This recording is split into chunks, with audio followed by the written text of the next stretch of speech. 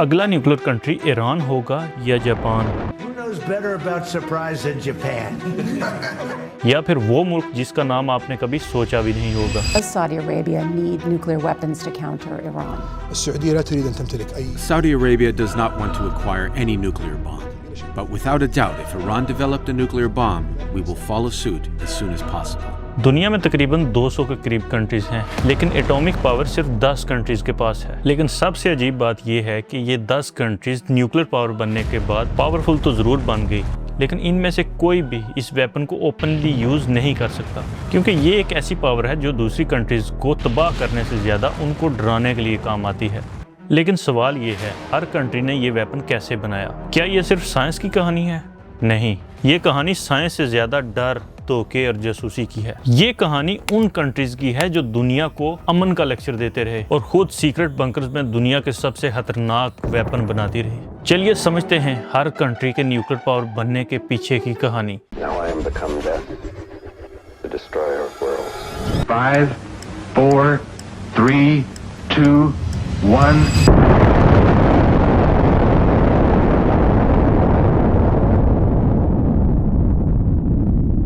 Nuclear bomb की कहानी शुरू होती है वर्ल्ड वार 2 से। 1938 में जर्मन साइंटिस्ट ने न्यूक्लियर फ्यूजन डिस्कवर की। सिंपल अल्फाज में उन्होंने समझा कि एटम को स्प्लिट करके इतनी एनर्जी रिलीज की जा सकती है जो कि एक सिटी को तबाह करने के लिए काफी हो। उस वक्त नाजी जर्मन राइज कर रहा था, हिटलर यूरोप को निगल रहा था और साइंटिस्ट को डर था कि अगर हिटलर ने एटॉमिक बॉम्ब पहले से बना लिया तो दुनिया का फ्यूचर खत्म हो सकता है। इस डर में आइंस्टाइन ने अमेरिका को वार्निंग दी। अमेरिका ने फिर एक सीक्रेट प्रोजेक्ट शुरू किया, मैनहट्टन प्रोजेक्ट। इस प्रोजेक्ट में अमेरिका, ब्रिटेन और कनाडा के साइंटिस्ट शामिल थे। हजारों लोग काम कर रहे थे, लेकिन बहुत से लोगों को ये तक नहीं पता था कि वो बना क्या रहे हैं। अमेरिका का मिशन सिंपल था, जर्मन से पहले बॉम्ब बनाओ। लेकिन जर्मन ने जब 1945 में सरेंडर कर दिया तो ये बॉम्ब बनाने की असल वजह खत्म हो चुकी थी। फिर भी अमेरिका ने ये प्रोजेक्ट नहीं रोका, क्योंकि अब अमेरिका के पास सिर्फ वेपन नहीं था, एक फ्यूचर वर्ल्ड ऑर्डर का रिमोट था। 16 जुलाई 1945 को न्यू मैक्सिको के डेजर्ट में ट्रिनिटी टेस्ट हुआ।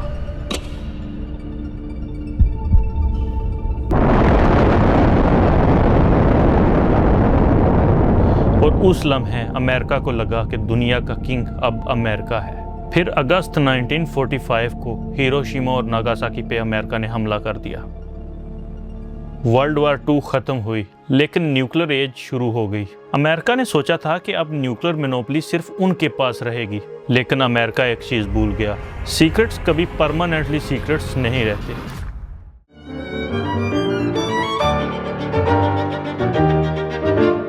अमेरिका को लगा कि सिर्फ वही न्यूक्लियर बॉम्ब बना सकता है, लेकिन सोवियत पहले ही रेस में एंटर हो चुका था। स्टालिन को पता था कि अमेरिका कुछ बहुत ही सीक्रेट कर रहा है। सोवियत स्पाइज मैनहट्टन प्रोजेक्ट के अंदर तक घुस चुके थे।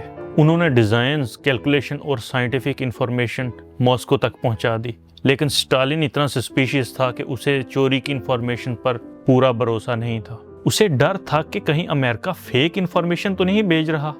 इसलिए सोवियत साइंटिस्ट ने स्टोलन डेटा को अपनी रिसर्च से अच्छी तरह वेरीफाई किया और कैप्चर्ड जर्मन साइंटिस्ट से हेल्प ली। सोवियत यूनियन ने कजाकिस्तान में अपना पहला न्यूक्लियर टेस्ट कर दिया। अमेरिका हैरान रह गया, क्योंकि अब सिर्फ अमेरिका ही न्यूक्लियर पावर नहीं था, दुनिया में 2 न्यूक्लियर पावर बन चुकी थी। और यहीं से कोल्ड वार की सबसे डेंजरस रेस शुरू हुई। अब दोनों कंट्रीज एक दूसरे को डिस्ट्रॉय कर सकती थी, लेकिन दोनों कंट्रीज एक दूसरे से डरती थी। इस डर का नाम था डेटरेंस, यानी बॉम्ब यूज करने के लिए नहीं, बल्कि अपने दुश्मन को रोकने के लिए है। लेकिन ये डेटरेंस दुनिया को सेफ नहीं बना रहा था, बल्कि पूरी दुनिया को एक बटन के नीचे ले आया था।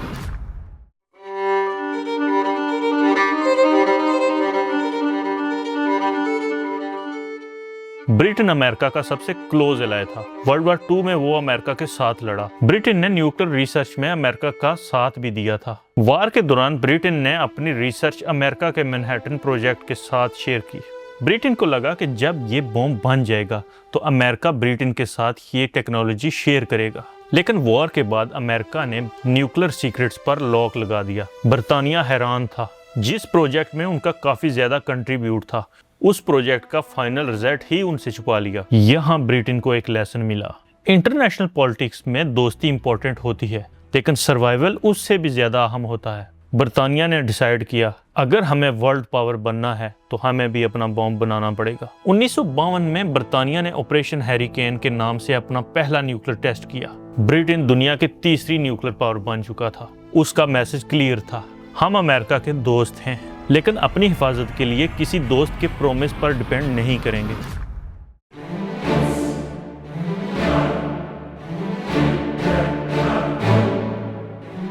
फ्रांस की न्यूक्लियर कहानी ईगो और इंडिपेंडेंस की कहानी है। वर्ल्ड वॉर 2 के बाद फ्रांस वीक हो चुका था। फिर 1956 में स्विस क्राइसिस आ गया। ब्रिटेन, फ्रांस और इसराइल ने इजिप्ट के खिलाफ एक्शन लिया, लेकिन अमेरिका और सोवियत प्रेशर के बाद फ्रांस को पीछे हटना पड़ा। फ्रांस के लिए ये ह्यूमिलेशन थी। एक पुरानी ग्रेट पावर को ये रियलाइज हुआ कि दुनिया अब अमेरिका और सोवियत के बीच डिवाइड हो रही है। फ्रांस के लीडर चार्ल्स ने डिसाइड किया अगर फ्रांस को इंडिपेंडेंट रहना है तो उसे भी न्यूक्लियर डेटरेंट चाहिए। फ्रांस ये नहीं चाहता था कि अगर कल पेरिस पे हमला हो तो वो वाशिंगटन से परमिशन मांगे। 1960 में फ्रांस ने अपना पहला न्यूक्लियर टेस्ट सहारा डेजर्ट में किया। फ्रांस ने पूरी दुनिया को सिग्नल दिया कि हम नेटो के पार्टनर हो सकते हैं, लेकिन अमेरिका के गुलाम नहीं। न्यूक्लियर बॉम्ब फ्रांस के लिए सिर्फ एक वेपन नहीं था, ये नेशनल प्राइड का अनाउंसमेंट था।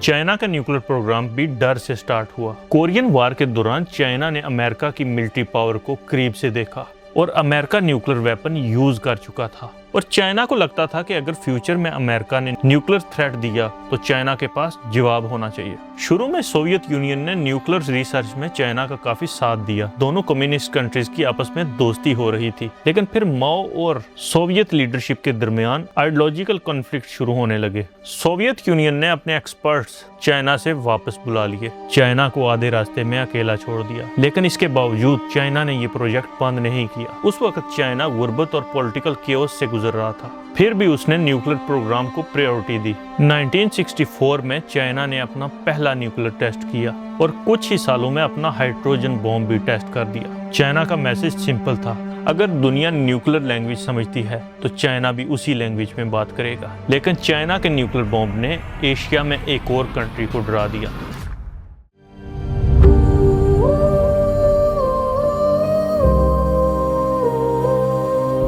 इंडिया आज़ादी के बाद पीसफुली न्यूक्लियर प्रोग्राम पर काम कर रहा था, लेकिन फिर 1962 में चाइना और इंडिया की जंग हुई। इंडिया को बहुत बुरी हार का सामना करना पड़ा और उसके 2 साल बाद चाइना न्यूक्लियर पावर बन गया। अब इंडिया के सामने एक सवाल था, क्या वो सिर्फ तकरीरों और धमकियों पर ही डिपेंड करेगा या फिर अपनी सिक्योरिटी को खुद क्रिएट करेगा।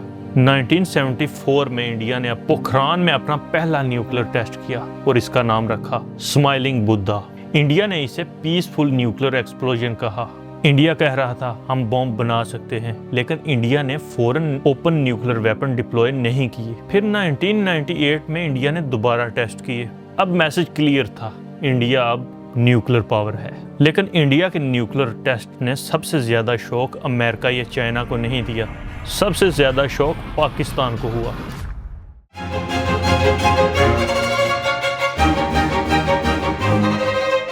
पाकिस्तान की न्यूक्लियर कहानी 1971 की जंग के बाद शुरू हुई। 1971 की जंग में ईस्ट पाकिस्तान अलग होकर बांग्लादेश बन चुका था। पाकिस्तान के लिए ये बहुत मुश्किल वक्त था। फिर 1974 में जब इंडिया न्यूक्लियर पावर बना तो पाकिस्तान के लिए ये एक बड़ी प्रॉब्लम बन चुका था। फिर जुल्फकार अली भुट्टो ने एक फेमस जुमला कहा कि हम घास खा लेंगे लेकिन अपना बॉम्ब जरूर बनाएंगे। पाकिस्तान ने अपना न्यूक्लियर प्रोग्राम एक्सेलरेट किया।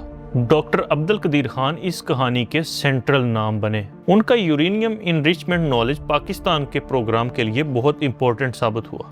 डॉक्टर अब्दुल कदीर खान का शुमार दुनिया के स्मार्टेस्ट लोगों में होता है। डॉक्टर अब्दुल कदीर खान ने लिमिटेड रिसोर्सेज के साथ इस प्रोजेक्ट पर काम किया। अमेरिका की पाबंदियों के बावजूद पाकिस्तान ने दुनिया को दिखा दिया कि उसके पास भी जवाब है। 28 मई 1998 को पाकिस्तान ने अपना पहला न्यूक्लियर टेस्ट किया। अब पाकिस्तान न्यूक्लियर पावर बन चुका था। साउथ एशिया का बैलेंस अब चेंज हो चुका था, लेकिन यहाँ से एक नया खतरा भी शुरू हुआ। अब इंडिया और पाकिस्तान के हर कॉन्फ्लिक्ट में न्यूक्लियर शैडो होती है। कारगिल हो, बॉर्डर टेंशन हो या कोई मेजर क्राइसिस, हमेशा एक सवाल रहता है, अगर सिचुएशन कंट्रोल से बाहर होगी तो क्या होगा।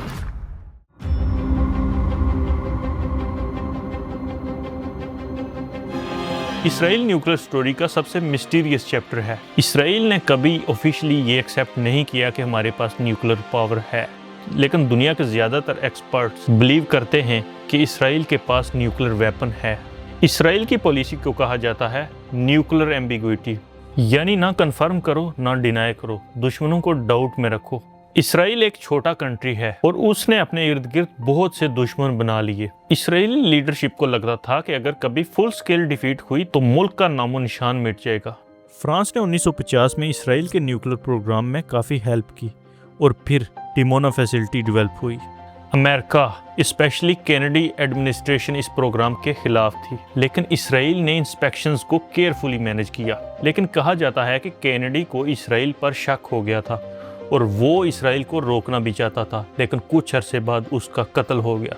इस पूरे वाक़ये को किसी और वीडियो में डिटेल से डिस्कस करेंगे। 1960 के एंड तक इसराइल के न्यूक्लियर कैपेबिलिटी हासिल करने का स्ट्रॉन्ग बिलीफ बन चुका था। फिर 1986 में मोर्डेचाई वेनुनु ने इसराइली न्यूक्लियर प्रोग्राम से रिलेटेड इंफॉर्मेशन लीक की। दुनिया का शक अब बढ़ चुका था, लेकिन इसराइल आज भी वही पॉलिसी रखता है कि हम इस बारे में कुछ नहीं कहते।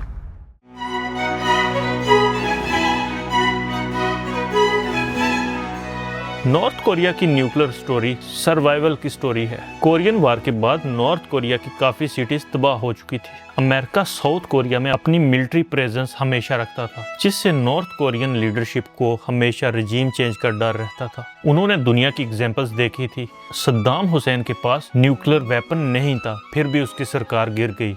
गद्दाफी ने अपना वेपन प्रोग्राम छोड़ दिया, लेकिन फिर भी उसकी गवर्नमेंट खत्म हो गई। नॉर्थ कोरिया ने इससे सबक लिया, अगर रिजीम सरवाइव करना है तो न्यूक्लियर बॉम्ब इंश्योरेंस पॉलिसी है। सोवियत यूनियन ने नॉर्थ कोरिया के पीसफुल न्यूक्लियर प्रोग्राम में हेल्प की, लेकिन चाइना और सोवियत यूनियन डायरेक्ट हेल्प करने से थोड़ा हिचकिचा रहे थे। नॉर्थ कोरिया अपना nuclear programme Aahista Aahista develop करता रहा। एनपीटी ज्वाइन किया, फिर विदड्रॉ कर लिया। सैंक्शंस आए, थ्रेट्स आए और नॉर्थ कोरिया को आइसोलेट भी होना पड़ा, लेकिन फिर भी प्रोग्राम नहीं रुका। 2006 में नॉर्थ कोरिया ने अपना पहला टेस्ट किया। टेस्ट छोटा था, लेकिन मैसेज बहुत बड़ा। अब हमें इग्नोर नहीं कर सकते। बाद में नॉर्थ कोरिया ने और टेस्ट किए, मिसाइल टेक्नोलॉजी को काफ़ी इम्प्रूव किया और आज नॉर्थ कोरिया दुनिया के सबसे अनप्रिडिक्टेबल न्यूक्लियर स्टेट्स में काउंट होता है।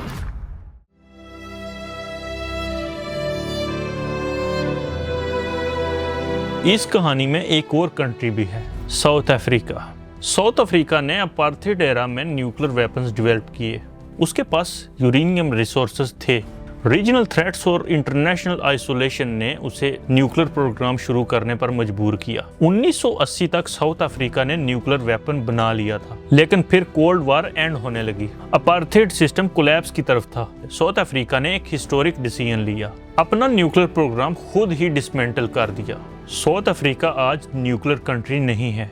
ये दुनिया की एक यूनिक एग्जाम्पल है कि एक कंट्री न्यूक्लियर पावर बनने के बाद भी पीछे हट सकती है। अब यहाँ सबसे कंट्रोवर्शियल पार्ट आता है, एनपीटी। इस ट्रीटी का बेसिक आइडिया ये था कि न्यूक्लियर वेपन्स के फैलाव को रोका जाए, लेकिन ये सिस्टम कुछ लोगों को अनफेयर लगता था, क्योंकि 5 countries America, Russia, Britain, France और चाइना ऑफिशियल न्यूक्लियर पावर मानी गई। बाकी दुनिया को कहा गया तुम बॉम्ब नहीं बना सकते। अब सवाल ये उठता है, अगर न्यूक्लियर वेपन डेंजरस हैं तो ये टेक्नोलॉजी किसी भी कंट्री के पास नहीं होनी चाहिए।